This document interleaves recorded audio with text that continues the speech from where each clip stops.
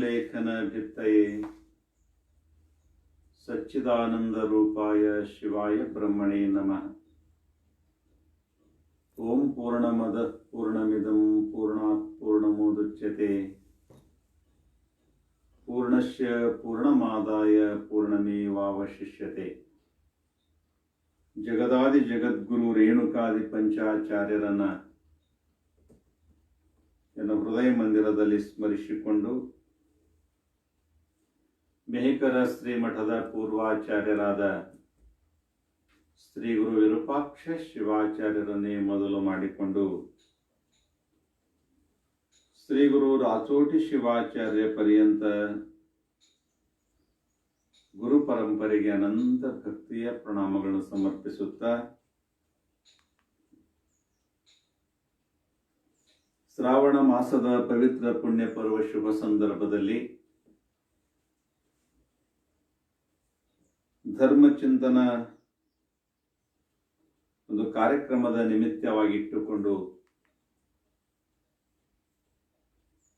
6ನೆಯ ದಿವಸದ ಧರ್ಮಚಿಂತನ ಕಾರ್ಯಕ್ರಮ ಪ್ರಾರಂಭವಾಗ್ತಾ ಇದೆ.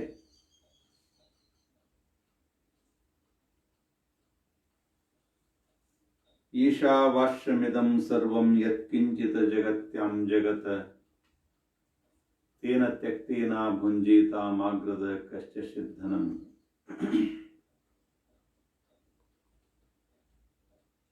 ಈ ಮಂತ್ರವನ್ನು ಪಠಿಸುತ್ತಾ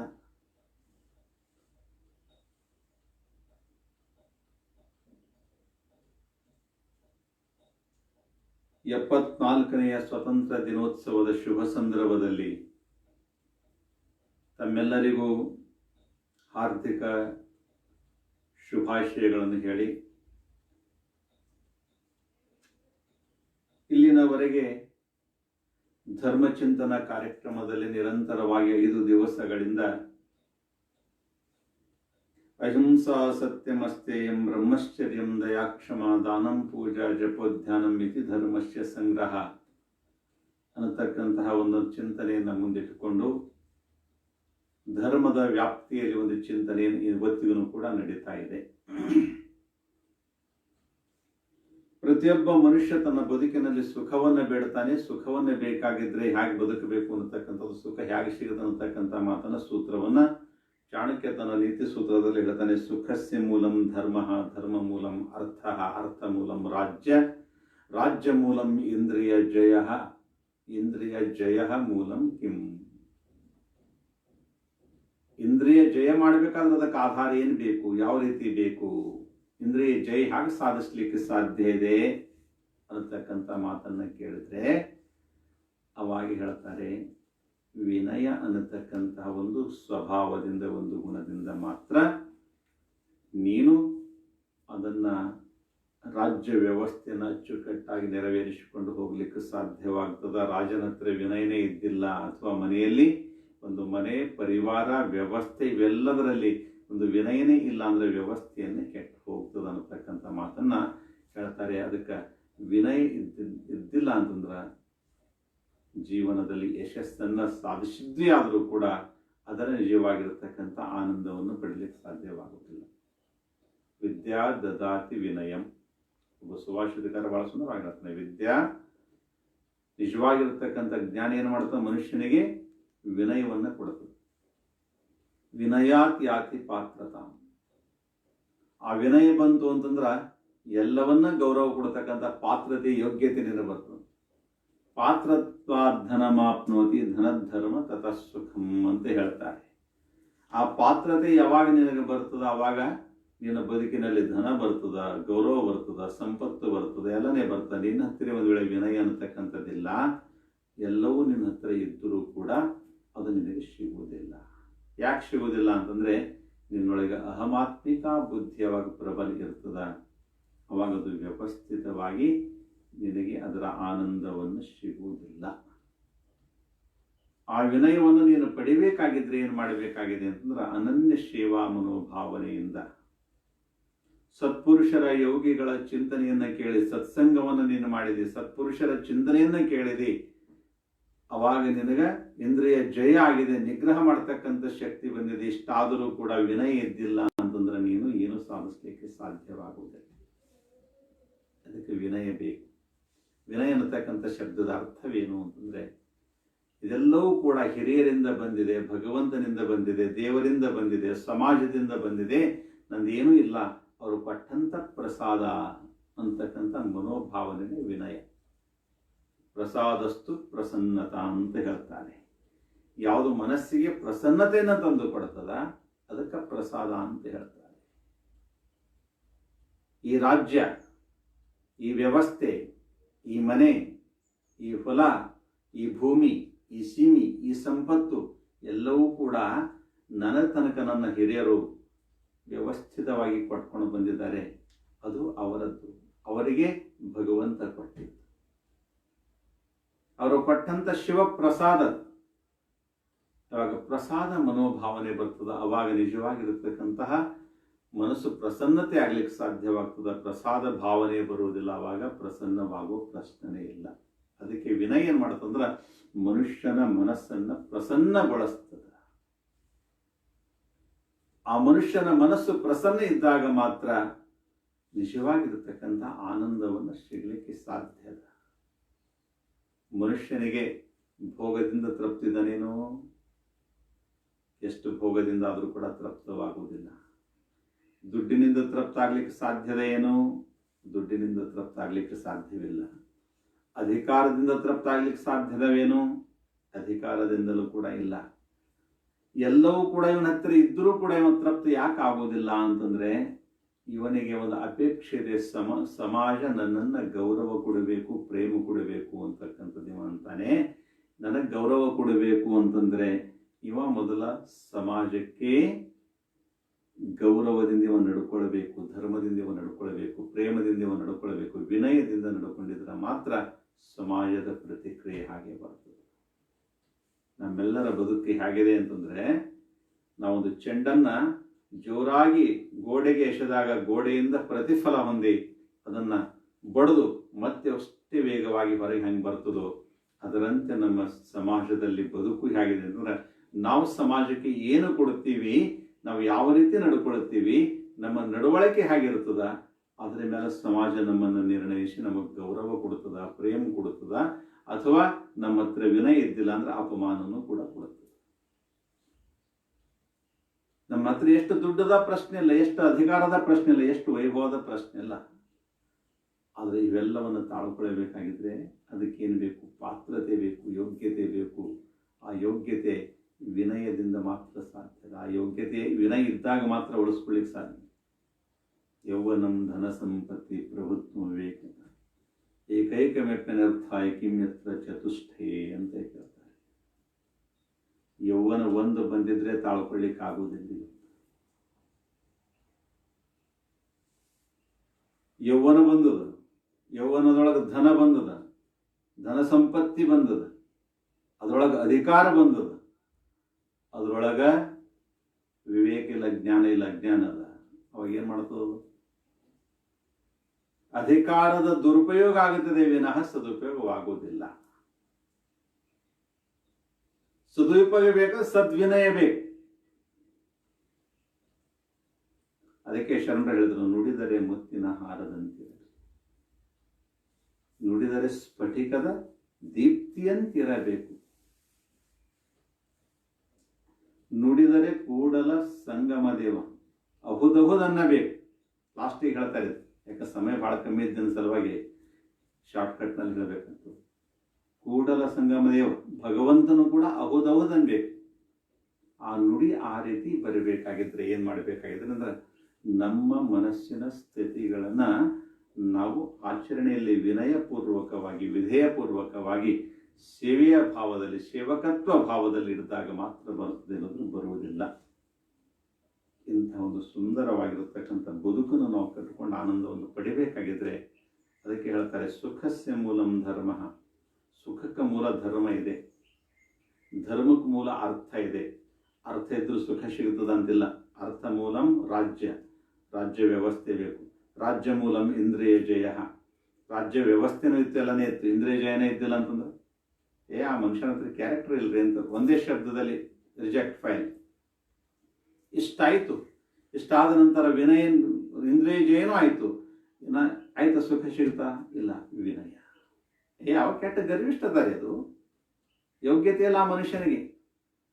ಒಂದೇ ಒಂದು ಶಬ್ದದಲ್ಲಿ ಇಷ್ಟೆಲ್ಲ ಪ್ರಯತ್ನ ಮಾಡಿಕೊಂಡು ಬಹಳ ಎತ್ತರ ಶಿಖರಕ್ಕೆ ಏರಿದ್ದು ಕೂಡ ಒಂದೇ ವಿನಯ ಇಲ್ಲ ಅಂತಂದ್ರೆ, ತಾಳ್ಮೆ ಇಲ್ಲ ಅಂತಂದ್ರೆ,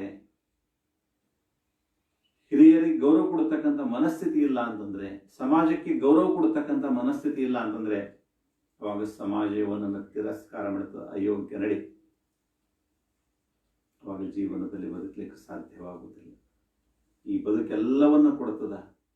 ಒಂದೊಂದು ಸಲ ಇವ ಮಾಡಿರ್ತಕ್ಕಂಥ ಪ್ರತಿಕ್ರಿಯೆಗೆ ತಕ್ಷಣನೇ ಕ್ರಿಯೆಯನ್ನು ತಂದು ಕೊಡ್ತದೆ. ಇವತ್ತು ಸಮಾಜದಲ್ಲಿ ಇದರ ಕೊರತೆ ಆಗ್ತದೆ. ಯಾಕೆ ಇದರ ಕೊರತೆ ಆಗ್ತದೆ ಅಂತ ಸ್ವಲ್ಪ ನಾವು ಚಿಂತನೆ ಮಾಡಿ ನೋಡಿದ್ರೆ, ಮರಾಠಿಯಲ್ಲಿ ಒಂದು ಬಹಳ ಸುಂದರ ಶಬ್ದ ಇದೆ, ಪುಟ ನಡುತ್ತಾ ತಿತ ಒಡುತ್ತಾ. ಎಲ್ಲಿ ಅವಶ್ಯಕತೆ ಭಾಸವಾಗ್ತದೆ ಅವಾಗ ಮನುಷ್ಯ ವಿನಯದಿಂದ ಪಡಿಲಿಕ್ಕೆ ಪ್ರಯತ್ನ ಮಾಡ್ತಾನೆ. ಎಲ್ಲಿ ಅವಶ್ಯಕತೆ ಬೇಡುವಕ್ಕಿಂತ ಪೂರ್ವದಲ್ಲಿ ಸಿಗುತ್ತದ ಅಲ್ಲಿ ಮನುಷ್ಯ ತಗ್ಗುವ ಬಗ್ಗುವ ಪ್ರಶ್ನೆ ಇಲ್ಲ. ಇವತ್ತು ಪ್ರತಿಯೊಬ್ಬ ತಂದೆ ತಾಯಿಗಳು ಮಾಡತಕ್ಕಂಥ ದೊಡ್ಡದ ಅಪರಾಧ ಏನು ಅಂತಂದ್ರೆ, ದೊಡ್ಡ ಮಿಸ್ಟೇಕ್ ಏನು ಅಂತಂದ್ರೆ, ನಾನು ಕಷ್ಟದಲ್ಲಿದ್ದೀನಿ, ನನ್ನ ಮಗ ಸುಖದಿಂದ ಇರಬೇಕು. ಸುಖದಿಂದ ಇರಬಾರದು ಅಂತ ನಾನು ಹೇಳಲ್ಲ, ಸುಖದಿಂದ ಇರಲೇಬೇಕು. ಅದ್ರ ಸುಖ ಏನು ಅನ್ನತಕ್ಕಂಥದ್ದು ಅರಿವನ್ನು ಮಗನಿಗೆ ಮಾಡಿಕೊಡ್ಬೇಕು, ಪರಿವಾರದವರಿಗೆ ಮಾಡಿಕೊಡ್ಬೇಕು. ಒಂದು ಮಗು ಇನ್ನ ದೊಡ್ಡದು ಆಗೋದ್ರೊಳಗಾಗಿ ಬೇಡೋದ್ರೊಳಗಾಗಿ ಆಟಿಕೆ ಸಾಮಾನುಗಳು ಮನೆಗೆ ಬಂದು ಬೀಳ್ತಾವು. ಹಸಿವೆ ಆಗೋದ್ರೊಳಗೆ ಊಟ ಬಂದು ಬೀಳ್ತದ, ಊಟದ ವ್ಯವಸ್ಥೆ ಆಗ್ತದ. ಒಂದು ವಸ್ತ್ರ ಅಂತ ಅನ್ನೋದ್ರೊಳಗೆ 1000 ವಸ್ತ್ರಗಳು ಬಂದು ಬೀಳ್ತಾವ. ಅವಾಗ ಕೊರತೆ ಅನ್ನತಕ್ಕಂಥದ್ದು ಅರಿವೇ ಯಾವಾಗ ಆಗೋದಿಲ್ಲ, ಬೇಕು ಅನ್ನತಕ್ಕಂಥದ್ದು ಅರಿವೇ ಆ ಮಗುವಿಗೆ ಆಗೋದಿಲ್ಲ. ಅವಾಗ ಬೇಕು ಅಂತ ಅನ್ನೋದ್ರ ಬಗ್ಗೆ ಅರಿವಾಗುವುದಿಲ್ಲ ಅಂತಂದ್ರೆ ಅವಾಗ ಅದು ವಿನಯದಿಂದ ನಡ್ಕೊಳ್ಳೋ ಪ್ರಶ್ನೆ ಇಲ್ಲ. ಯಾಕೆ ಇವತ್ತಿನ ಸಮಾಜದಲ್ಲಿ ಪೀಳಿಗೆ, ಹೊಸ ಜನಾಂಗ ಈ ಜಗತ್ತಕ್ಕೆ ಅಡ್ಜಸ್ಟ್ ಆಗ್ತಾ ಇಲ್ಲ? ಅಷ್ಟು ಬೇಡ, ತನಗರ ಅದು ಅಡ್ಜಸ್ಟ್ ಆಗ್ಲತ್ತಾರ ಇಲ್ಲ. ಕಾರಣ ಏನು ಅಂತಂದ್ರೆ, ಬೇಡಿದ ಕ್ಷಣವೇ ಎಲ್ಲವೂ ಕೂಡ ವಿನಾ ಪರಿಶ್ರಮ ಮಾಡಲಾರ್ದೇನೆ ಸಿಗ್ಲತ್ತದಲ್ಲ. ಇದು ಎಲ್ಲಕ್ಕಿಂತ ದೊಡ್ಡದು. ಮಕ್ಕಳಿಗೆ ಎಲ್ಲವನ್ನು ಕೊಡತಕ್ಕಂಥ ಸಂದರ್ಭದಲ್ಲಿ ತಂದೆ ತಾಯಿಗಳೇ ನೀವೊಂದು ಕೊಡಬೇಕು, ಸುಂದರ ಸಂಸ್ಕಾರ ಕೊಡ್ರಿ. ಗುರು ಹಿರಿಯರಿಗೆ ಗೌರವವನ್ನು ಕೊಡತಕ್ಕಂಥ ಸಂಸ್ಕೃತಿಯನ್ನು ಕಲಿಸ್ರಿ. ಮಾತೃ ದೇವೋಭವ, ಪಿತೃದೇವೋಭವ, ಆಚಾರ್ಯ ದೇವೋಭವ, ರಾಷ್ಟ್ರ ದೇವೋಭವ, ಅತಿಥಿ ದೇವೋಭವ ಅನ್ನತಕ್ಕಂಥ ಒಂದು ಸುಂದರ ಸಂಸ್ಕೃತಿಯನ್ನ, ಗುರು ಹಿರಿಯರಿಗೆ ನಮಸ್ಕಾರ ಮಾಡತಕ್ಕಂಥ ಪದ್ಧತಿಯನ್ನು ಕಲಿಸ್ರಿ. ಜೊತೆಯಲ್ಲಿ ಒಂದು ಕೆಲಸವನ್ನು ಮಾಡಿಸಬೇಕು. ತಂದೆ ವ್ಯಾಪಾರಿ ಇದ್ದಾನೆ, ದುಕಾನ್ ಕೆಲಸವನ್ನು ಮಾಡ್ಕೊಂಡು ಹೋಗ್ತಾನೆ ಅಂತಂದ್ರೆ, ಶನಿವಾರ ರವಿವಾರ ಯಾವಾಗ ಮಕ್ಕಳಿಗೆ ರಜೆ ದಿನಗಳಿರ್ತಾವ ಆ ಮಕ್ಕಳನ್ನ ನಿಮ್ಮ ಜೊತೆ ಕೆಲಸಕ್ಕೆ ತಕೊಂಡು ಹೋಗ್ರಿ. ಅಂದಾಗ ತಂದೆಯ ಶ್ರಮದ ಮೌಲ್ಯ ಏನು ಅಂತ, ಶ್ರಮ ಎಷ್ಟು ಅಂತ ಅಂತಕ್ಕಂಥದ್ದು ಮಗ ದುಡಿತಕ್ಕಂಥದ್ದು ನೋಡ್ದ, ಅದು ಅದ್ರ ಜೊತೆ ದುಡಿಸಿದ್ರಿ ಮಗನಿಗೆ ಅಂತಂದ್ರೆ, ನನ್ನ ತಂದೆ ನನ್ನ ಸಲುವಾಗಿ ಎಷ್ಟು ಕಷ್ಟ ಪಡ್ತಾನೆ ಅಂತ ತಂದೆಗೆ ಗೌರವ ಕೊಡ್ಲಿಕ್ಕೆ ಶುರು ಮಾಡ್ತೀನಿ. ಮಕ್ಕಳಿಗೂ ಕೂಡ ಕೆಲಸದ ಸಂಸ್ಕಾರ ಕೊಡ್ಬೇಕು, ಕಾಯಕ ಸಂಸ್ಕೃತಿ ಇದೆ. ಇವತ್ತ ಮನೆಗಳಲ್ಲಿ ಎಲ್ಲೋ ಏನಾಗಿದೆ, ಕಾಯಕ ಸಂಸ್ಕೃತಿ ಕೆಟ್ಟು ಹೋಗಿದೆ. ಆ ಕಾಯಕ ಸಂಸ್ಕೃತಿ ಕೆಟ್ಟಿದ ಪರಿಣಾಮ ಇವತ್ತು ಸಮಾಜದ ಸುವ್ಯವಸ್ಥೆ ಹಾಳಾಗಿ ಹೋಗ್ತಾ ಇದೆ, ಪಾರಿವಾರಿಕ ಸುವ್ಯವಸ್ಥೆಗಳ ಹಾಳಾಗಿ ಹೋಗ್ತಾ ಇವೆ. ಇಂಥ ಒಂದು ಭೀಕರ ಸಮಸ್ಯೆಯಲ್ಲಿ ಇವತ್ತು ಪ್ರತಿಯೊಂದು ಕುಟುಂಬನೂ ಕೂಡ ಅಸ್ತವ್ಯಸ್ತತೆಯಾಗ್ತಾ ಇದೆ. ಅದಕ್ಕೆ ಒಂದೇ ಒಂದು ಶಬ್ದದಲ್ಲಿ ಸಹಜ ನಡ್ಕೊಂಡು ನಡೆದೋದ ಇಲ್ರಿ, ನಮಗ ಹಿರಿಯರಿಗೆ ಹೊಂದಾಣಿಕೆ ಆಗಲ್ಲ. ಇನ್ನ ಸ್ವಲ್ಪ ಓದಿದ್ದವರು ಒಂದೇ ಹೇಳ್ತಾರೆ, ಕಮ್ಯುನಿಕೇಶನ್ ಗ್ಯಾಪ್ ಅಂತ ಹೇಳಿಬಿಡ್ತಾರೆ. ನಮಗೂ ಅವ್ರಿಗೆ ಹೊಂದಾಣಿಕೆ ಆಗಲ್ರಿ, ಅವ್ರದ್ದು ವಿಚಾರಧಾರಣೆ ಬೇರೆ, ನಮ್ಮ ವಿಚಾರಧಾರಣೆ ಬೇರೆ. ಏನದು ವಿಚಾರಧಾರೆ? ವಿಚಾರ ಇರ್ತದ್ರ ಎಷ್ಟು? ಪಟ್ಟಿ ತುಂಬ ಊಟ, ಕಣ್ಣು ತುಂಬ ನಿದ್ರೆ, ಆರೋಗ್ಯಪೂರ್ಣ ಶರೀರ, ಆದರ್ಶದ ಬದುಕು, ಸಮಾಜದಲ್ಲಿ ಗೌರವಾನ್ವಿತವಾಗಿ ಬದುಕಬೇಕಾಗಿದ್ರೆ ಬೇಕೇನು ಮನುಷ್ಯನಿಗೆ? ಅಡ್ಜಸ್ಟ್ ಹೋಗಬೇಕು. ಹಿರಿಯರು ಹೇಳ್ತಿದ್ರೆ ಅದು ಬೇಡ ಅಂತ ಯಾಕೆ ಅನಿಸ್ತಂದ್ರೆ ಇವನ ಮನುಷ್ಯನ ಇಚ್ಛೆ ಪ್ರಕಾರ ನಾನು ಮನಸ್ಸು ಬಂದಂಗೆ ನಾನು ನಡ್ಕೊಳ್ಬೇಕು ಅನ್ನತಕ್ಕಂಥದ್ದು, ಅಥವಾ ಮನುಷ್ಯನ ತೀರ ಮುಂದುವರೆದ ಅಪೇಕ್ಷೆಗಳೇ ಆ ವ್ಯವಸ್ಥೆಗಳಿಗೆ ಧಕ್ಕೆ ಮಾಡತಕ್ಕಂಥ ಪ್ರಸಂಗಗಳು ಬರ್ತವೆ. ಹೀಗಾಗಿ ಹಿರಿಯರ ಅನುಭವ, ತರುಣರ ಶಕ್ತಿ ಒಂದು ಕಡೆ ಜೋಡಿಸಿದ್ರೆ ಅದ್ವಿತೀಯ ಕ್ರಾಂತಿ ಆ ನೆಲದಲ್ಲಿ ಆಗ್ತದೆ. ಯಾವ ಮನೆಯಲ್ಲಿ ಹಿರಿಯರ ಮಾರ್ಗದರ್ಶನ ಇದೆ, ತರುಣನ ಯೌವನ ಶಕ್ತಿ ಮತ್ತು ಕರ್ತೃತ್ವ ಶಕ್ತಿ ಜೋಡಿಸ್ಕೊಂಡಿದೆ, ಆ ಮನೆಯ ಅರ್ಥವ್ಯವಸ್ಥೆ ಬೆಳವಣಿಗೆ ಆಗ್ತದೆ, ಆ ಮನೆಯ ರಾಜಕೀಯ ವ್ಯವಸ್ಥೆ ಬೆಳವಣಿಗೆ, ಧಾರ್ಮಿಕ ವ್ಯವಸ್ಥೆ ಬೆಳವಣಿಗೆ ಆಗ್ತದೆ, ಸಾಮಾಜಿಕ ಗೌರವಗಳು ಬರ್ಲಿಕ್ಕೆ ಶುರು ಆಗ್ತವ. ಆ ಮನೆಯ ವೈಭವ ಎಷ್ಟು ಬೇಕೋ ಅಷ್ಟು ಬೆಳಿಲಿಕ್ಕೆ ಸಾಧ್ಯದ.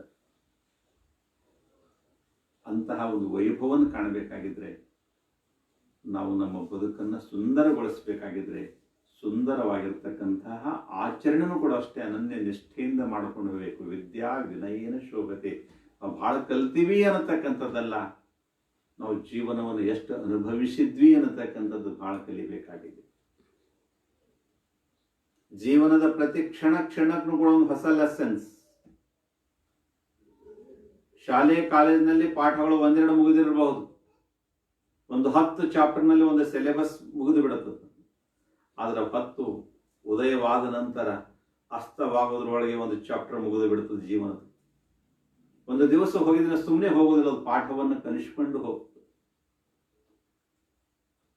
ಒಂದು ಮಾರ್ಗವನ್ನು ಕೊಟ್ಟು ಹೋಗ್ತದೆ, ಒಂದು ಜೀವನದ ಶೈಲಿಯನ್ನು ಕೊಟ್ಟು ಹೋಗ್ತದೆ. ಅಂತಹ ಜೀವನದ ಶೈಲಿಗೆ ನಾವೇನ್ ಮಾಡಬೇಕಾಗಿದೆ ಅಂತಂದ್ರೆ, ಒಂದು ಒಳ್ಳೆಯ ರೀತಿ ಈ ಮನಸ್ಸನ್ನು ಶಾಂತ ಸಮಾಧಾನದಿಂದ ಚಿಂತನೆ ಮಾಡಬೇಕಾಗಿದೆ. ಹಿರಿಯರು ಎಲ್ಲ ಹೇಳ್ತಾರೆ, ಏನು ಹೇಳ್ತಾ ಇದ್ದಾರೆ ಅನ್ನತಕ್ಕಂಥದ್ದು. ಹಿರಿಯರಾದವರು ಕೂಡ ಇವತ್ತು ವಿಚಾರ ಮಾಡಬೇಕಾಗಿದೆ. ಏನಂತ ವಿಚಾರ ಮಾಡಬೇಕಾಗಿದೆ ಅಂತಂದ್ರೆ, ಎಷ್ಟು ಹೇಳಿದ್ದು ಯೋಗ್ಯದ, ಅತಿ ಸರ್ವತ್ರ ವರ್ಜಯೇ, ಅಧಿಕವಾಗಿರತಕ್ಕಂಥದ್ದು ಎಲ್ಲಾದರೂ ಕೂಡ ವರ್ಜನೆ. ಹೀಗಾಗಿ ಆ ವಿನಯಕ್ಕೂ ಕೂಡ ಒಂದು ಸ್ಥಾನ ಇದೆ, ಒಂದು ಗೌರವ ಇದೆ, ಒಂದು ಮರ್ಯಾದೆ ಇದೆ. ಆ ಮರ್ಯಾದೆಯ ಹಂತದಲ್ಲಿ ತರುಣನಾದವರು ಹಿರಿಯರಾದವರು ಇಬ್ಬರೂ ಒಂದು ಪರಸ್ಪರ ಗೌರವಾನ್ವಿತವಾಗಿ ಅದನ್ನು ಆಚರಿಸಿಕೊಂಡು ಹೋಗಿದ್ರೆ ಇದಕ್ಕಿಂತ ಬದುಕಿನಲ್ಲಿ ಆನಂದ ಇರುವುದೇ ಇಲ್ಲ. ಇದು ವಿನಯದ ಪ್ರಶ್ನೆ ಯಾವಾಗ ಬರ್ತಂದ್ರೆ, ಮನುಷ್ಯನಿಗೆ ಯಾವಾಗ ವೈಭವ ಬರ್ತದ ಆವಾಗ ಪ್ರಶ್ನೆ ಬರ್ತದ. ಲಕ್ಷ್ಮಿ ಮನೆ ತುಂಬಿದ್ಳು ಅಂತಂದ್ರೆ ಅವಾಗ ಪ್ರಶ್ನೆ ಬರ್ತದೆ. ಇದು ಬರ್ತಕ್ಕಂಥದ್ದು ನಮ್ಮ ಭಾರತೀಯ ಸಂಸ್ಕೃತಿಯಲ್ಲಿ ಮನೆಯ ವೈಭವಕ್ಕೆ ಲಕ್ಷ್ಮಿ ಅನ್ನತಕ್ಕಂಥ ಒಂದು ಶಬ್ದದಿಂದ ಕರೀತಾರೆ. ಆದರೆ ಲಕ್ಷ್ಮಿ ನಿಮ್ಮ ಮನೆಗೆ ಬರಬೇಕಾಗಿದ್ರೆ 3 ಕಂಡೀಷನ್ಸ್ ಅವಳದಿವೆ. ಆ ಲಕ್ಷ್ಮಿಗೆ 3 ಜನ ಅಕ್ಕ ತಂಗಿರವರು. ಮೊಟ್ಟ ಮೊದಲನೇದವಳು ಸರಸ್ವತಿ, ಎರಡನೇದವಳು ಲಕ್ಷ್ಮಿ, ಮೂರನೇದವಳು ದರಿದ್ರ ಅಂತ. ಇನ್ನೊಂದು ಶಾಸ್ತ್ರೀಯವಾಗಿ ಹೇಳಬೇಕು, ಮಹಾ ಸರಸ್ವತಿ, ಮಹಾಲಕ್ಷ್ಮಿ, ಮಹಾಕಾಳಿ ಅನ್ನತಕ್ಕಂಥ ಇನ್ನೊಂದು ಶಬ್ದ. ಯಾವ ಮನೆಯಲ್ಲಿ ವಿನಯ ಇದೆ, ಯಾವ ಮನೆಯಲ್ಲಿ ಹಿರಿಯರಿಗೆ ಗೌರವ ಇದೆ, ಎಲ್ಲಿ ಪ್ರೇಮ ಇದೆ, ಎಲ್ಲಿ ಭಾವನಾತ್ಮಕ ಬದುಕಿದೆ, ಎಲ್ಲಿ ಸೇವೆಯ ಮನೋವೃತ್ತಿ ಇದೆ, ಆ ಮನೆಯಲ್ಲಿ ಸರಸ್ವತಿ ತಂತಾನೆ ಪಾದಾರ್ಪಣೆ ಮಾಡಿಕೊಂಡು ಬರ್ತಾರೆ. ಇಲ್ಲಿನ ತನಕ ಈ ದೇಶದ ಇತಿಹಾಸ ತೆಗೆದು ನೋಡಿದರೆ ಯಾರೂ ವಿಜ್ಞಾನಿಗಳು ವಿಶೇಷವಾಗಿ ಶ್ರೀಮಂತರ ಮನೆಯಲ್ಲಿ ಆದಂಥದ್ದು ಬಹಳ ಕಡಿಮೆ. ಬಡ ಕುಟುಂಬದಲ್ಲಿ ಜೋಪಡಿಯಲ್ಲಿ ಹುಟ್ಟಂತ ಮಹಾಪುರುಷರ ಸಂಖ್ಯೆನೇ ಜಾಸ್ತಿ. ಯಾವ ಮನೆಯಲ್ಲಿ ಸರಸ್ವತಿ ಪಾದಾರ್ಪಣೆ ಮಾಡ್ತಾಳೆ ಆ ಮನೆಯಲ್ಲಿ ಮಕ್ಕಳು ಬುದ್ಧಿಜೀವಿಗಳಾಗ್ತಾರೆ, ಜ್ಞಾನಿಗಳಾಗ್ತಾರೆ, ತಿಳುವಳಿಕೆ ಬರ್ತದೆ. ಯಾಕಂದ್ರೆ ಬಡತನ ಮನುಷ್ಯನಿಗೆ ಎಲ್ಲ ಪಾಠವನ್ನು ಕಲಿಸ್ತದೆ. ಹೊಟ್ಟೆ ಹಸಿವು ಬದುಕಲಿಕ್ಕೆ ಎಲ್ಲವನ್ನು ಕಲಿಸಿಕೊಡುತ್ತೆ. ಆ ಬಡತನದಲ್ಲೇ ಮನುಷ್ಯ ಪರಿಪಕ್ವವಾಗಲಿಕ್ಕೆ ಸಾಧ್ಯದ. ಒಂದು ಕಂಬಾರತನ ಯಾವುದೇ ಆಕೃತಿಯನ್ನು ಕೊಡಬೇಕಾಗಿದ್ರೆ, ಧಾತುವಿಗೆ ಒಂದು ಕಬ್ಬಿಣಕ್ಕೆ ಆಕೃತಿಯನ್ನು ಕೊಡಬೇಕಾಗಿದ್ರೆ ಅವ್ರು ಸುಮ್ಮನೆ ಬಡಿಯುವುದಿಲ್ಲ. ಅದಕ್ಕೆ ಕಬ್ಬಿಣದಲ್ಲಿ ಕಾಸಿ ಕಾಸಿ ಕಾಸಿ ಪರಿಪಕ್ವವಾಗಿ ಕಾಯ್ದಾಗ ಮಾತ್ರ ಅದು ಬಡದು ಯಾವ ಆಕೃತಿ ಕೊಡಬೇಕು ಕೊಡ್ತಾನೆ, ಕೊಡ್ತಾನೆ, ಕೊಯ್ದು ಕೊಡ್ತಾನೆ, ಆಭೂಷಣ ಆಭರಣ ಮಾಡ್ತಾನೆ. ಅದಕ್ಕೆ ಹತ್ಯಾರಗಳನ್ನು ಮಾಡ್ತಾನೆ. ಎಂದು ಬೇಕು ಅದನ್ನು ಮಾಡ್ಲಿಕ್ಕೆ ಸಾಧ್ಯ ಅದ. ಅದು ಕಂಬಾರ ಇರಬಹುದು, ಹೌದಾ, ಅಕ್ಕಸಾಲಿಕನಿರಬಹುದು, ಸುವರ್ಣಕಾರ ಇರಬಹುದು. ಅದು ಸುಮ್ಮನೆ ಆಭರಣಗಳನ್ನು ಮಾಡೋದಿಲ್ಲ ಸುವರ್ಣಕಾರ. ಅದಕ್ಕೆ ಕಾಶಿ ಬಡದಾಗ ಮಾತ್ರ ಅಲಂಕಾರದ ಆಭರಣ. ಯಾವಾಗ ಕಬ್ಬಿಣನ್ನ ಕಾಯಿಸುವುದಿಲ್ಲ, ಬಂಗಾರವನ್ನು ಕಾಯಿಸುವುದಿಲ್ಲ, ಆಭರಣ ಮಾಡಬೇಕು ಅಂದ್ರೆ ಸಾಧ್ಯನೇ ಇಲ್ಲ. ಅದರ ಬಡತನ ಅನ್ನತಕ್ಕಂಥದ್ದು ಕಾವು ಏನಿದೆ ಅದು ಮನುಷ್ಯನನ್ನು ಪರಿಪಕ್ವದ ಕಡೆ ಕರ್ಕೊಂಡು ಹೋಗ್ತದೆ ತಾನೆ. ಇಲ್ಲಿ ದರ್ದಿದೆ, ವೇದನೆ ಇದೆ, ಹೊಟ್ಟಿ ಹಸಿ ಇದೆ, ತೃಷಿ ಇದೆ, ದುಡಿಬೇಕನ್ನತಕ್ಕಂಥದ್ದು ಅನಿವಾರ್ಯತೆ ಇದೆ. ಅವಾಗ ಆ ಮಗುವಿಗೆ ಮೊಟ್ಟ ಮೊದಲನೇದೇನು ಹೊತ್ತು ಶಾಲೆಗೆ ಹೋಗ್ತಿತ್ತು ಅಂದ್ರೆ ನಾನು ಚೆನ್ನಾಗಿ ಓದಬೇಕು ಅನ್ನತಕ್ಕಂಥದ್ದಲ್ಲಿ ತಂತಾನೆ ಹುಟ್ಟಲಿಕ್ಕೆ ಶುರು. ಅವಾಗದು ಪರಿಪಕ್ವತೆ ಶುರು ಆಗ್ತದ. ಯಾವ ಮನೆಯಲ್ಲಿ ಸರಸ್ವತಿ ಆಗಮನವಾಗ್ತದ ಆ ಮನೆಯಲ್ಲಿ ಮಕ್ಕಳು ಒಬ್ಬರಿಗಿಂತ ಒಬ್ಬರು ಹುಷಾರಾಗ್ತಾರೆ, ವಿದ್ವಾನ್ರಾಗ್ತಾರೆ. ಆ ವಿದ್ವಾನ್ರು ಹುಷಾರಾದ್ರು ಅಂತಂದ್ರೆ ಒಂದು ಒಳ್ಳೆಯ ಭವಿಷ್ಯವನ್ನು ಸೃಷ್ಟಿ ಮಾಡಿಕೊಳ್ತಾರೆ. ವಿದ್ಯಾ ದದಾತಿ ವಿನಯ. ಅಲ್ಲಿ ವಿದ್ಯೆನೂ ಇದೆ, ವಿನಯ ಇದೆ. ವಿನಯದ ಜೊತೆ ಧನ ಬರ್ಲಿಕ್ಕೆ ಪ್ರಾರಂಭವಾಗ್ತದೆ.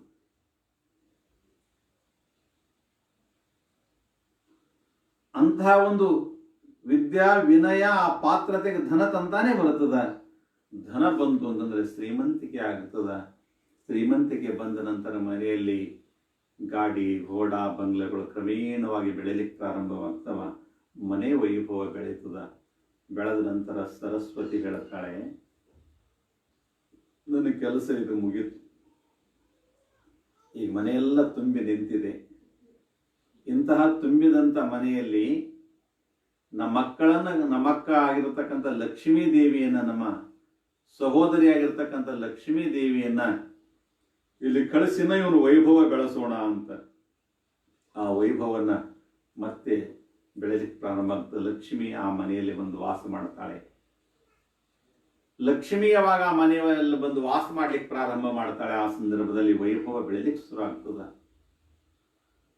ಏನ್ರಿ, ಅಲ್ಲಿ ಹೊಲ ತಗೊಂಡ್ರು, ಇಲ್ಲಿ ಮನೆ ತಗೊಂಡ್ರು, ಅಲ್ಲಿ ಪ್ಲಾಟ್ ತಗೊಂಡ್ರು, ಇಲ್ಲಿ ಜಂದಿಗೆ ತಗೊಂಡ್ರು, ಅದು ಮಾಡಿದ್ರು, ಇದು ಮಾಡಿದ್ರು ಅಂತಕ್ಕಂಥದ್ದನ್ನ ಒಂದು ವೈಭವ ಪ್ರಾರಂಭವಾಗ್ತದ. ಅವಾಗ ಒಂದು ಶಬ್ದ ಬರ್ತದೆ, ಏನ್ರಿ ಅವತ್ತು ಕಿಸ್ಮತ್ ಅದ ರೀ, ಹಣೆ ಬರದ. ಒಂದು ಸಣ್ಣ ಕೈದಾಗ ಮಣ್ಣು ಹಿಡಿದ್ರು ಕೂಡ ಹೊನ್ನ ಆಗ್ತದ್ರಿ, ಅದು ಹಣೆ ಬಾರಿದ್ದವರಿಗೆ ಮಾತ್ರ ಸಾಧ್ಯದ ಅಂತಕ್ಕಂಥ ಚರ್ಚೆ ಪ್ರಾರಂಭವಾಗ್ತದೆ. ನಿಜವಾಗ್ಲೂ ಕೂಡ ಇಷ್ಟೆಲ್ಲ ಘಟನೆಗಳು ನಡೆದು ಹೋಗ್ತವೆ. ಅವಾಗ ಮನುಷ್ಯನಿಗೆ ದುಡ್ಡು ಬಂತು ಅಂತಂದ್ರೆ ವಿವೇಕವನ್ನು ಕಳ್ಕೊಳ್ತಾನೆ. ಇಲ್ಲೇ ಇರ್ತಿತ್ತು. ದುಡ್ಡು ಅನ್ನತಕ್ಕಂಥದ್ದು ಅಧಿಕಾರ ತಂದು ಕೊಡುತ್ತದೆ, ರಾಜವೈಭವ ತಂದು ಕೊಡುತ್ತದೆ. ರಾಜವೈಭವ ಬಂತು,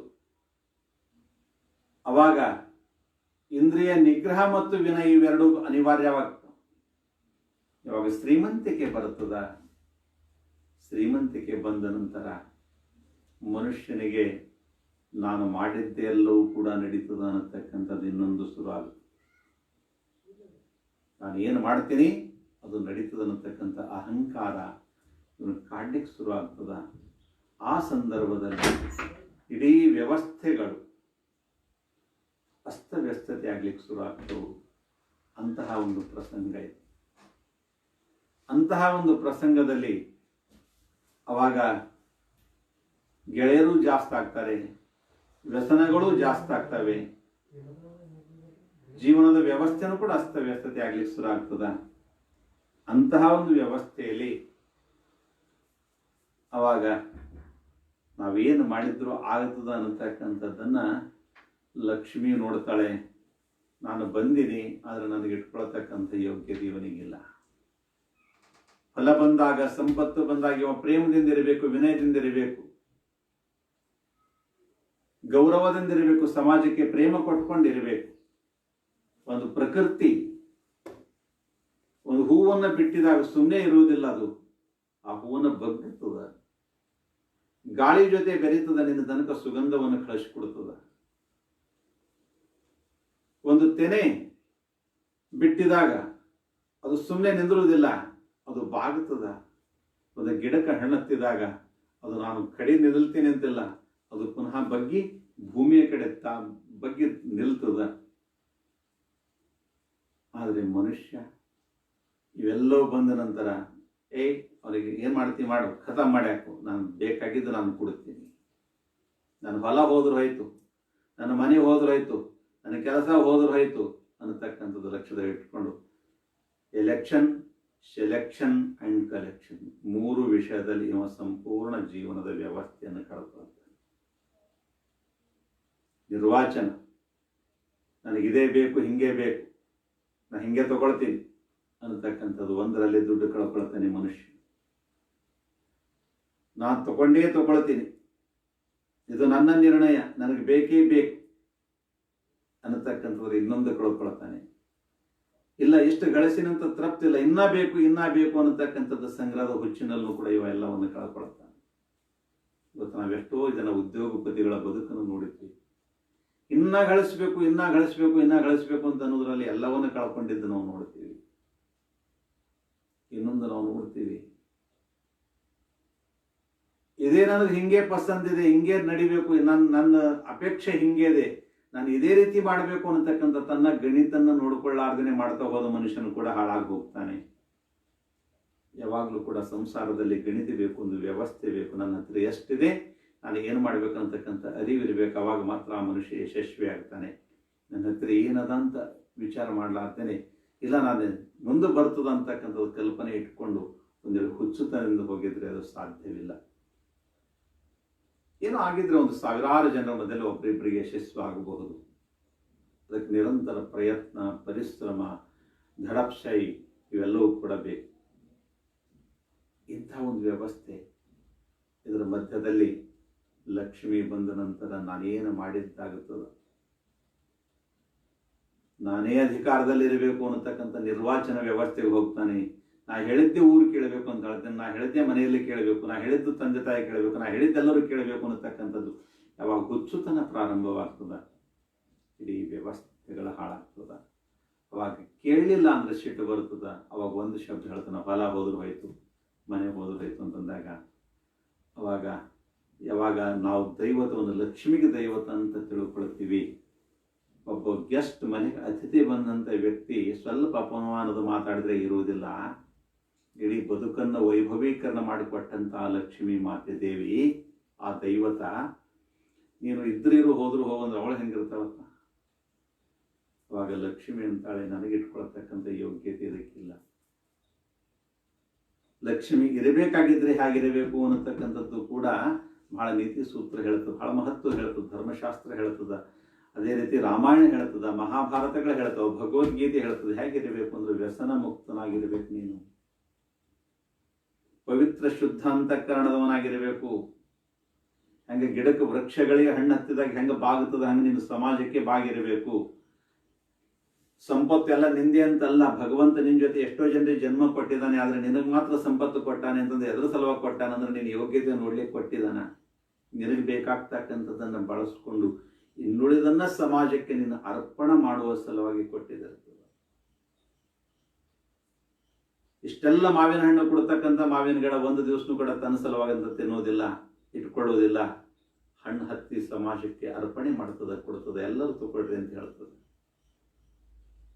ಕೊನೆಗೆ ಉಳಿದಂತ ಹಣ್ಣುಗಳು ಪ್ರಕೃತಿ ಮೇಲೆ ಬಿದ್ದು ಅಲ್ಲಿ ಬೆಳೆಯಲಿಕ್ಕೆ ಶುರು ಆಗ್ತದ. ಇಷ್ಟೆಲ್ಲ ಇದು ಪ್ರಕೃತಿಯ ಸ್ವಯಂ ಗುಣ ಇದೆ. ಇವಾಗ ಈ ಮನುಷ್ಯ ನಾ ಮಾಡಿದಂಗೆ ಅನ್ನತಕ್ಕಂಥದ್ದು ಇದು ನಿನ್ನ ಹುಚ್ಚುತ್ತಾನ. ಅವಾಗ ಲಕ್ಷ್ಮಿ ನಿನ್ನ ಮನೆಯಿಂದ ಹೊರಗೆ ಹೋಗ್ತಾಳೆ. ಹೊರಗೆ ಹೋದಳು ಅಂತಂದ್ರೆ ಒಂದು ನಿಯಮ ಶುರು ಆಗ್ತು. ಯಾವಾಗ ಲಕ್ಷ್ಮಿ ಮನೆ ದಾಟಿದಳು ಅಂತಂದ್ರೆ ಒಂದು ಪರಿಕಲ್ಪನೆ ಏನಂತಂದ್ರೆ, ಅವನ ಮನೆಗೆಂದು ಅಲ್ಲಿಂದ ಹೊಲ ಮಾರ್ರಿ, ಇಲ್ಲಿಂದ ಹೊಲ ಮಾರ್ರಿ, ಅಲ್ಲಿಂದ ಆಸ್ತಿ ಮಾರ್ರಿ, ಇಲ್ಲಿಂದ ಆಸ್ತಿ ಮಾರ್ರಿ ಅಂತ ಚರ್ಚೆಗಳು ಶುರು ಆಗ್ತವೆ. ಆ ಚರ್ಚೆ ಯಾವಾಗ ಶುರು ಆಗ್ತದ, ಕೆಲವು ವರ್ಷ ಅನ್ನೋದ್ರೊಳಗಾಗಿ ಪುನಃ ಸತ್ತಿದ್ರು ಒಳ್ಳಿಕ್ಕೂ ಜಾಗ ಇರುವುದಿಲ್ಲ. ಅವಾಗ ಲಕ್ಷ್ಮಿ ಅಂತಾಳ, ಇದು ಇಂಥ ಅಯೋಗ್ಯ ವ್ಯಕ್ತಿ ಹತ್ತಿರ ನಾನು ಇರುವುದಕ್ಕಿಂತ ನನ್ನ ಅಕ್ಕ ಮಹಾಕಾಳಿ, ದರಿದ್ರ, ಆಕಿನ ಹೆಸರು ಇನ್ನೊಂದು ಪರ್ಯಾಯ ಶಬ್ದ, ಆಕೆಯನ್ನು ತಂದು ಕೂಡಿಸೋಣ ಅಂತ ಕೂಡಿಸಿದ ನಂತರ ಕೆಲವು ವರ್ಷದಲ್ಲಿ ಎಲ್ಲವೂ ಕೂಡ ಸ್ವಚ್ಛವಾಗಿ ಬಿಡುತ್ತದೆ, ಇಡೀ ವ್ಯವಸ್ಥೆಗಳ ಹಾಳಾಗ್ತದೆ. ಆದರೆ ಲಕ್ಷ್ಮಿ ಒಂದು ಮಾತನ್ನು ಹೇಳ್ತಾಳೆ, ತ್ರಿಗುಣಾತ್ಮಿಕ ಶಕ್ತಿ ಒಂದು ಮಾತನ್ನ ಹೇಳ್ತದ. ಏನಂತ ಹೇಳ್ತದ ಅಂತಂದ್ರೆ, ಯಾವ ಮನೆಯಲ್ಲಿ ವೈಭವ ಕಾಣಬೇಕಂತೀರಿ, ನೀವು ಗಂಗೆಯ ನೀರನ್ನು ತಂದು ಅಥವಾ ಬಾವಿಯ ನೀರನ್ನು ತಂದು, ಸಮುದ್ರದ ನೀರನ್ನು ತಂದು, ನದಿಯ ನೀರನ್ನು ತಂದು, ಮಹಾನದಿಯ ನೀರನ್ನು ತಂದು, ಪುಣ್ಯಕ್ಷೇತ್ರದ ನೀರು ತಂದು ನಾನು ಪೂಜೆ ಮಾಡುವ ಅವಶ್ಯಕತೆ ಇಲ್ಲ. ಬೆಳ್ಳಿ ಬಂಗಾರದ ಮೂರ್ತಿಯಾಗಿನ್ನು ಇಟ್ಟು ತೆಂಗಿನಕಾಯಿ ಇಟ್ಟು ಅದ್ರ ಮೇಲೆ ಪೂಜೆ ಮಾಡ್ರಿ ಅಂತ ನಾನು ಹೇಳಲ್ಲ. ಹಂಗೆ ಹೇಳಿದ್ರೆ ನಾನು ಇರುವುದೂ ಇಲ್ಲ. ಯಾವ ಭಕ್ತ ಅನನ್ಯ ನಿಷ್ಠೆಯಿಂದ ತನ್ನ ಬೆವರಿನ ಹನಿಗಳಿಂದ ನನ್ನ ಪಾದ ಪೂಜೆ ಮಾಡ್ತಾನೆ, ಅವನ ಮನೆಯಲ್ಲಿ ಮಾತ್ರ ನಾನು ಬರ್ತೀನಿ ಅಂತ ಲಕ್ಷ್ಮಿ ಮಾತು ಕೊಡುತ್ತಾಳೆ. ಇದು ವಸ್ತುಸ್ಥಿತಿ ಸತ್ಯ. ಪರಿಶ್ರಮದಿಂದ ಮಾತ್ರ ಲಕ್ಷ್ಮಿ ಬರ್ತಾಳೆ ವಿನಃ ಲಕ್ಷ್ಮಿಗೆ ಯಾವ ಈ ಪೂಜಾ ಅವಶ್ಯಕತೆ ಇಲ್ಲ. ಲಕ್ಷ್ಮಿಗೆ ಪರಿಶುದ್ಧವಾಗಿರತಕ್ಕಂಥ ಮನಸ್ಸು, ಪರಿಶುದ್ಧವಾಗಿರತಕ್ಕಂಥ ಭಾವನೆ, ಪರಿಶುದ್ಧವಾಗಿರತಕ್ಕಂಥ ಚಿಂತನೆ, ವಿನಯ ಇದು ಇರಬೇಕು. ಇದ್ದು ಅನನ್ಯ ನಿಷ್ಠೆಯಿಂದ ಕಾಯಕ ಮಾಡಬೇಕು. ಕಾಯಕದಲ್ಲಿ ನಿರತನಾದಡೆ ಗುರುವನ್ನು ಮರಿಬೇಕು. ಗುರು ಎದುರು ಬಂದು ನಿಂತಾನಂದ್ರೆ ಅವನು ಕೂಡ ಕಾಣ್ಲಾರ್ದ ಗತಿಯಷ್ಟು ಕಾಯಕ ನಿಮಗ್ನಾಗಿ ಕೆಲಸ ಮಾಡಬೇಕು. ಲಿಂಗ ಇಲ್ಲ, ಜಂಗಮ ಸೇವೆ ಇಲ್ಲ, ಯಾವುದು ಕೂಡ ನೆನಪು ಬರಲಾರ್ದು ಅಷ್ಟು ನಿಮಗ್ನ. ಕಾಯಕ ಅಂದ್ರೆ ಹೆಂಗ್ ಮಾಡಬೇಕು ಅಂತಂದ್ರೆ ಎಲ್ಲವನ್ನ ಮರಿಬೇಕು, ಕೊನೆಗೆ ತನ್ನ ಹಂಗನು ತಾನು ಬಿಡಬೇಕು. ಇದು ನಿಜವಾಗಿರ್ತಕ್ಕಂಥ ಕಾಯಕದ ವರ್ಕ್ ಕಲ್ಚರ್, ಜೀವನ ಕಾಯಕ ಸಂಸ್ಕೃತಿ. ಇದು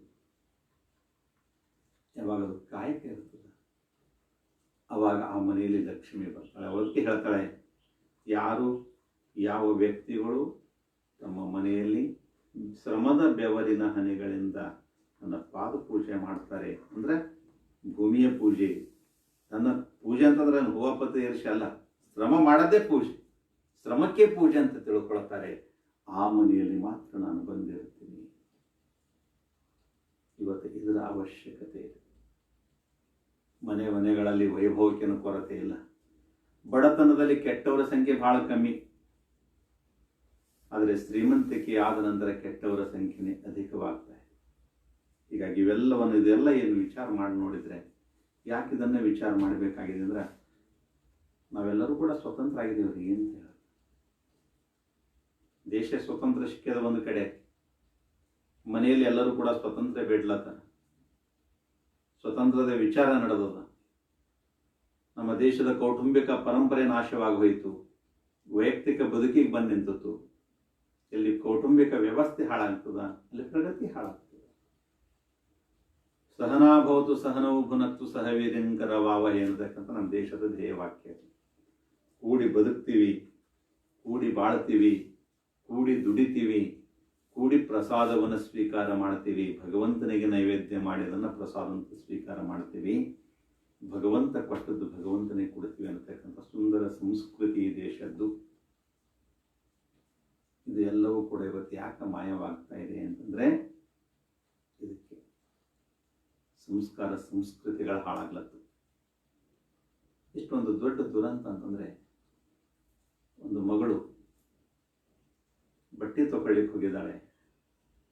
ಬಟ್ಟೆ ತರ್ಲಿಕ್ಕೆ ದುಡ್ಡು ಯಾರು ಕೊಡ್ತಾರೆ? ಅಪ್ಪ ಕೊಡ್ತಾನೆ, ಅಮ್ಮ ಕೊಡ್ತಾನೆ. ಅಪ್ಪ ಅಮ್ಮ ಕೊಟ್ಟಂತ ಬಟ್ಟೆಯಲ್ಲಿ ದುಡ್ಡಿನಲ್ಲಿ ಆ ಮಗಳು ಬಟ್ಟೆ ತಗೊಂಡು ಬರ್ತಾಳೆ. ತೆಗೆದುಕೊಂಡಂತ ಬಟ್ಟೆ ಯೌವನದ ಪ್ರಾಯ ಪ್ರಾರಂಭವಾಗ್ತಾ ಇದೆ, 15-16 ವರ್ಷ ಪ್ರಾರಂಭವಾಗ್ತಾ ಇದೆ, ಅಥವಾ ಮಗನಿಗೆ 16-17 ವರ್ಷ ಪ್ರಾರಂಭವಾಗ್ತಾ ಇದೆ. ಮಕ್ಕಳ ಬಟ್ಟೆ ತರಲಿಕ್ಕೆ ದುಡ್ಡು ಕೊಟ್ಟವ್ರು ಅವ್ರ ಕೈಯಲ್ಲಿ ಕೊಟ್ಟು ತಗೊಂಡು ಬರ್ರಿ ಅಂತ ನಾವು ಹೇಳ್ತೀವಿ. ತಂದ ನಂತರ ಆ ಬಟ್ಟೆಗಳು ಹೇಗಿವೆ ಅಂತ ನೋಡಿ ಅವರಿಗೆ ಸುವ್ಯವಸ್ಥಿತ ಮಾರ್ಗದರ್ಶನ ಮಾಡತಕ್ಕಂಥ ಆತ್ಮಬಲ ಇವತ್ತು ತಂದೆ ತಾಯಿ ಬರಲಿಲ್ಲ. 16, 17, 18 ವರ್ಷಕ್ಕೆ ಬಂದಂತ ಮಗಳಿಗೆ ಅರೆ ಬಟ್ಟೆ ಹಾಕೊಂಡು ಕುಂತಿದ್ರೆ ಸಮಾಜದಲ್ಲಿ ವಿಕಾರ ವಿಕೃತಿಗಳಾಗೋದು ಸಹಜ. ಅವಾಗ ಆ ಮಗಳಿಗೆ ತಿಳಿಸಿ ಪಾಠ ಹೇಳಬೇಕಾಗಿತ್ತು, ತಂದೆ ಮಗಳೇ ಬಟ್ಟೆ ಇದು ಹೀಗಿರ್ಬೇಕವ ಅಂತಂದಿದ್ರೆ ಆ ಮಗಳು ಬಹಳ ಗೌರವಾನ್ವಿತವಾಗಿ ತಂದೆ ತಾಯಿ ಮಾತು ಕೇಳ್ತಾಳೆ. ಆದ್ರೆ ಇದು ಹೇಳುವ ಆತ್ಮಬಲ ತಂದೆ ತಾಯಿಗಿಲ್ಲ ಅಂತಂದರೆ ಇದು ಕಾರಣ ಏನು ಅಂತಂದರೆ ಇವತ್ತಿನ ದೊಡ್ಡ ದುರಂತ ಈ ದೇಶದ್ದು. ಮಕ್ಕಳಿಗೂ ಯಾಕೆ ಮಗ ನೀನು ಹೀಗೆ ಮಾಡ್ತಾ ಇದೆಯಾ ಅಂತ ಕೇಳ್ತಕ್ಕಂಥ ಮನಸ್ಥಿತಿ ತಂದೆ ತಾಯಿ ಹತ್ರ ಇಲ್ಲ. ಅಂದರೆ ಜೀವನದ ವ್ಯವಸ್ಥಿತವಾಗಿರ್ತಕ್ಕಂಥ ಸಂಸ್ಕಾರಗಳ ಕೊರತೆ ಇಲ್ಲ. ಹಿರಿಯರ ಸೇವೆ ಮಾಡಿದಾಗ ಮಾತ್ರ ಇವೆಲ್ಲ ಅನುಭವ ಬರ್ತವೆ, ಇವನ್ನ ಎಲ್ಲಾದ್ರೂ ಬರುವುದಿಲ್ಲ. ಅನುಭವಜನ್ಯ ಜ್ಞಾನ ಇವು. ಶಾಲೆ ಕಾಲೇಜು ಪಾಠಗಳಿಂದ ಬರ್ತಕ್ಕಂಥದ್ದು ಜ್ಞಾನಗಳಕ್ಕಿಂತನೂ ಅನುಭವದಿಂದ ಬರ್ತಕ್ಕಂಥ ದೊಡ್ಡದಾಗಿರ್ತಕ್ಕಂಥ ಜ್ಞಾನ ಇದು. ಈ ಜ್ಞಾನದ ಕೊರತೆಯಿಂದಾಗಿ ಗೊತ್ತಾ, ಪರಿವಾರದಲ್ಲಿ ಎಲ್ಲವೂ ಇದ್ದು ಎಲ್ಲವನ್ನ ತಂದೆ ತಾಯಿ ಕೊಟ್ಟಿದ್ದಾರೆ. ಎಲ್ಲವನ್ನ ಕೊಟ್ಟಂಥ ತಂದೆ, ಎಲ್ಲವನ್ನು ಕೊಟ್ಟಂಥ ತಾಯಿ, ಎಲ್ಲ ಕೊಟ್ಟಂಥ ವ್ಯವಸ್ಥೆಯಲ್ಲಿ 18, 19, 20 ವರ್ಷ ಬಂದ ನಂತರ ಮಕ್ಕಳು ತಂದೆಗೂ ಹೇಳಿಲ್ಲ, ತಾಯಿನೂ ಹೇಳಾರ್ದೇ ಓಡಿ ಹೋಗಿ ನಡೆದಾರ. ಹುಡುಗನ ಜೊತೆ ನಡೆದಾರ, ಹುಡುಗಿ ಜೊತೆ ನಡೆದಾರ. ಅವಾಗ ವೇದನೆ ಮಾಡ್ಕೊಂಡು ಅಳ್ಕೊಂತ ಕೂಡೋದಕ್ಕಿಂತ ಆ ಮಕ್ಕಳಿಗೆ ವಿನಯದ ಪಾಠವನ್ನು ಕಲಿಸ್ರಿ, ಸೌಜನ್ಯದ ಪಾಠವನ್ನು ಕೊಡ್ರಿ. ಅನ್ನ ಕೊಡ್ತೀರಿ, ಬಟ್ಟೆ ಕೊಡ್ತೀರಿ, ಶಿಕ್ಷಣ ಕೊಡ್ತೀರಿ, ಎಲ್ಲವನ್ನು ಕೊಡ್ತೀರಿ. ಕೊಡೋದ್ರ ಜೊತೆ ಬದುಕಿನ ಪಾಠವನ್ನು ಕೊಡ್ರಿ. ಅದಕ್ಕೆ ನಮ್ಮ ದೇಶದ ಸಂಸ್ಕೃತಿಯಲ್ಲಿ 16 ಸಂಸ್ಕಾರಗಳನ್ನು ಕೊಡುವಾಗ ಈ ಪಾಠಗಳನ್ನು ಹೇಳುತ್ತಿದ್ರು. ಅವರಿಗೆ ದೊಡ್ಡ ಪ್ರವಚನ ಬರ್ತಿದ್ದಿಲ್ಲ, ಉಪದೇಶದ ಮಾತುಗಳು ಬರ್ತಿದ್ದಿಲ್ಲ. ಜನಪದ ಸಾಹಿತ್ಯದ ಮಾಧ್ಯಮದಿಂದ ಹಾಡುಗಳನ್ನು ಹಾಡ್ತಿದ್ರು. ಒಂದು ಹೆಣ್ಣು ಹುಡುಗಿಗೆ ನೂತನ ವಸ್ತ್ರ ಪರಿಧಾನ ಕಿರೋಣಿ ಹಚ್ಚತಕ್ಕಂಥ ಒಂದು ಸಂಸ್ಕಾರ ಕಾರ್ಯಕ್ರಮದಲ್ಲಿ ಇಡೀ ಉಪದೇಶದ ಮಾತಿರ್ತಿತ್ತು. ಒಂದು ಮಗಳಿಗೆ ಗಂಡನ ಮನೆ ಕಳಿಸ್ತಕ್ಕಂಥ ಸಂದರ್ಭದಲ್ಲಿ ವಿನಯದಿಂದ ಬಾಳ ಮಗ ಅಂತ ಒಂದು ಹಾಡಿ ಕಳಿಸ್ತಿದ್ರು. ಇವತ್ತು ಅವ ಹಾಡಗಳು ಮಾಯವಾಗಿದೆ, ಸಂಸ್ಕೃತಿನೇ ಮಾಯವಾಗಿ ಹೋಗ್ತಾ ಇದೆ. ಕೇವಲ ದುಡ್ಡು ದುಡ್ಡು ದುಡ್ಡು ದುಡ್ಡು ಬೇಕೆಷ್ಟು, ಆ ದುಡ್ಡೇ ರೋಗಕ್ಕೆ ಕಾರಣ ಆಗಿದೆ. ದುಡ್ಡಿಗಾಗಿ ಮನುಷ್ಯ ದುಡಿಲತ್ತಾನ, ದುಡ್ಡು ಗಳಿಸ್ಯಾನ, ಆ ದುಡ್ಡಿಗಾಗಿ ಅನ್ನ ಬಿಟ್ಟನ, ದುಡ್ಡಿಗಾಗಿ ಅಧಿಕ ಪರಿಶ್ರಮ ಮಾಡ್ಯಾನ. ದುಡ್ಡು ಬಂದಿದೆ, ಆರೋಗ್ಯ ಕಳೆದು ಹೋಗಿದೆ. ಅವಾಗ ಗಳಿಸಿರ್ತಕ್ಕಂಥ ದುಡ್ಡು ಬಹಳಷ್ಟು ಬಂದಿದ್ದಿರ್ತದ, ಆರೋಗ್ಯ ಕಳೆದು ಹೋಗಿದಿರ್ತದ. ಆರೋಗ್ಯವನ್ನು ಸಂಗ್ರಹ ಮಾಡೋ ಸಲುವಾಗಿ, ಉಳಿಸ್ಕೊಳ್ಳೋ ಸಲುವಾಗಿ ನಿರಂತರ ಗೋಳಿ ಔಷಧ ಡಾಕ್ಟರ್ಗಳಿಗೆ ಕೊಟ್ಕೊತ ಹೋಗೋದ್ರಾಗ ನೀ ಗಳಿಸ್ದೇನು? ಕೂಲಿ ಮಾಡಿದೀಯ, ಕೂಲಿ ತಗೊಂಡು ಬರುವಾಗ ನದಿಯೊಳಗೆ ಹಾಕಿ ಬಂದಂಗೆ ನೀನು ಬದುಕು ಮಾಡ್ಕೊಳ್ಳೋದಕ್ಕಿಂತನೂ ಕೂಡ ಆ ಬದುಕಿಗೆ ಒಂದು ಅರ್ಥ ಇರಲಿ. ಸುಂದರ ಬದುಕನ್ನು ಮಾಡುತ್ತಾ ವಿನಯದಿಂದ, ಪ್ರೇಮದಿಂದ ಸುಂದರ ಬದುಕನ್ನು ತಾವೆಲ್ಲರೂ ಕೂಡ ಮಾಡಿಕೊಡ್ರಿ ಅಂತಕ್ಕಂಥ ಮಾತನ್ನು ಈ ಶುಭ ಸಂದರ್ಭದಲ್ಲಿ ಹೇಳಿ, ಒಂದು ಆದರ್ಶದ ಬದುಕಿನ ಚಿಂತನೆ ತಾವೆಲ್ಲರೂ ಮಾಡಿದೆ. ಇವತ್ತು ಸಮಾಜಕ್ಕೆ ಇದರ ಅವಶ್ಯಕತೆ ಇದೆ. ಎಲ್ಲರೂ ಮನೆಗಳಲ್ಲಿ ಚಿಂತನೆ ಮಾಡಬೇಕಾಗಿದೆ. ಕೇವಲ ಪುಸ್ತಕಗಳು ಓದೋದಾಗಲಿ ಅಥವಾ ಶಾಸ್ತ್ರಗಳ ಕೇಳೋದಾಗಲಿ ಅಲ್ಲ, ಅದನ್ನು ಶ್ರವಣ ಮಾಡಿದ್ದನ್ನು ಮನನ ಮಾಡಬೇಕು, ಚಿಂತನೆ ಮಾಡಿ ಇದು ಯೋಗ್ಯ ಅಯೋಗ್ಯದ ಬಗ್ಗೆ ನಾವು ಚಿಂತನೆ ಮಾಡಬೇಕು. ನಮ್ಮ ಮನೆಯೇ ನಮಗೆ ಶಾಸ್ತ್ರ ಇದೆ, ನಮ್ಮ ಮನೆಯ ವ್ಯವಸ್ಥೆಗಳೇ ನಮಗೆ ಧರ್ಮದ ಉಪದೇಶಗಳಿವೆ. ಪ್ರತಿ ಕ್ಷಣನೂ ಕೂಡ ನಮ್ಮ ಆಫೀಸ್ ನಮಗೆ ಧರ್ಮದ ಉಪದೇಶ ಹೇಳುತ್ತದೆ, ಸಮಾಜ ನಮಗೆ ಧರ್ಮದ ಉಪದೇಶವನ್ನು ಹೇಳುತ್ತದೆ. ಇವೆಲ್ಲವೂ ಕೂಡ ನಮ್ಮ ಬದುಕಿಗೆ ಒಂದು ಯೋಗ್ಯ ಮಾರ್ಗದರ್ಶನವನ್ನು ಕೊಡುತ್ತವೆ. ಹೀಗಾಗಿ ಇವೆಲ್ಲವನ್ನು ಲಕ್ಷ್ಯದಲ್ಲಿ ಇಟ್ಕೊಂಡು ಸುಂದರ ಬದುಕಿಗಾಗಿ, ಆದರ್ಶದ ಬದುಕಿಗಾಗಿ ಸುಖಸ್ಯ ಮೂಲಂ ಧರ್ಮ, ಸುಖದಿಂದ ಬದುಕಬೇಕಾದ್ರೆ ಧರ್ಮ ಬೇಕು, ಧರ್ಮದಿಂದ ನಡಿಬೇಕಾದ್ರೆ ಅರ್ಥ ವ್ಯವಸ್ಥೆ ಬೇಕು, ದುಡ್ಡು ಬೇಕು, ಸಂಪತ್ತು ಬೇಕು. ಅರ್ಥ ವ್ಯವಸ್ಥೆ ಬರಬೇಕಾದ್ರೆ ರಾಜ್ಯಾಶ್ರಯ ಬೇಕು. ರಾಜ್ಯಾಶ್ರಯ ಏನು ಇತ್ತು ಅಂದರೆ ಇಂದ್ರಿಯ ನಿಗ್ರಹ ಇತ್ತಿಲ್ಲ ಅಂದರೆ ಏನು ಮಾಡಲಿಕ್ಕಾಗಲ್ಲ. ಇಂದ್ರಿಯ ನಿಗ್ರಹನೂ ಇತ್ತು, ಆದರೆ ವಿನಯ ಇದ್ದಿಲ್ಲ ಅಂತಂದ್ರೆ ಅವು ಯಾವೂ ಕೂಡ ನಮ್ಮ ಹತ್ತಿರ ಬರೋದಿಲ್ಲ. ಅಂತ ಗರ್ವಿಷ್ಠ ಮನುಷ್ಯಗೆ ಏನು ಹೇಳೋದಿರ್ತದ್ರಿ ಅಂತ ಹೇಳಿಬಿಡ್ತಾರೆ.